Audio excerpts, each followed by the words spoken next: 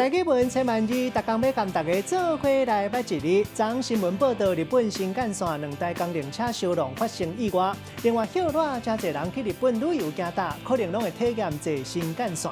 今仔日要甲大家小解这一日，咱同齐来看到这日合作干干干第3条。干本地是讲草木的中骨，分块来讲，就是代志主体部分。像主要的车路，咱讲干道干线；重要的领导管理人员，咱讲是干部。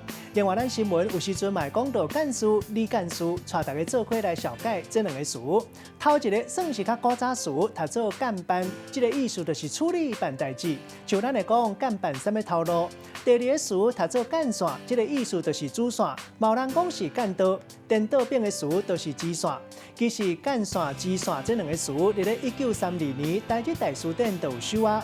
咱用一句话来举例，甲这2个词合做伙。